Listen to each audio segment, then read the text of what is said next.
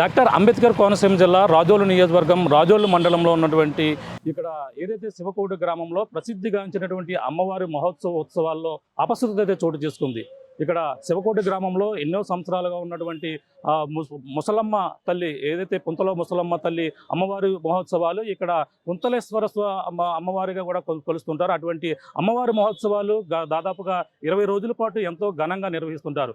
అటువంటి మహోత్సవాలు మొదటి రోజునే ఒక అపశృతి అయితే చోటు చేసుకుంది. అలాగే ఈ యొక్క మహోత్సవాలకైతే నిర్వహించేటువంటి ఈ యొక్క తీర్థం భారీ ఎత్తున జరుగుతుంది. మొదటి రోజు ఉత్సవాల్లో భాగంగా ఇక్కడ ఏదైతే ఈవెంట్గా ఆర్గనైజ్ అలాగే అందులో జరుగుతున్నటువంటి అమ్మవారు వేషధారంలో వేసేటువంటి ఈవెంట్స్ ఆర్గనైజర్ ఎవరైతే ఉన్నారో కొంతమంది 12 మంది బృందం రాజమండ్రి చేత రావడం జరిగింది.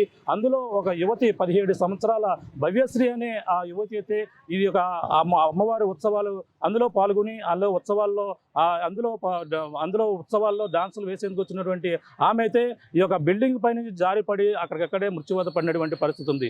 ఈ నేపథ్యంలోనే ఈ యొక్క అపశృతి చోటు చేసిన నేపథ్యంలో ప్రస్తుతం అమ్మవారి ఉత్సవాలు అయితే ప్రస్తుతం ఆగినప్పటికీ అలాగే మరో పక్కన వాటిని అయితే వాయిదా వేశారు. కానీ ఈ యొక్క బిల్డింగ్ పైన జారిపడమే ప్రస్తుతం అయితే వివాదాస్పదంగా మారిందని చెప్పాలి. అంతేకాకుండా చర్చనీయాంశంగా మారినటువంటి పరిస్థితి ప్రధానంగా ఉంది.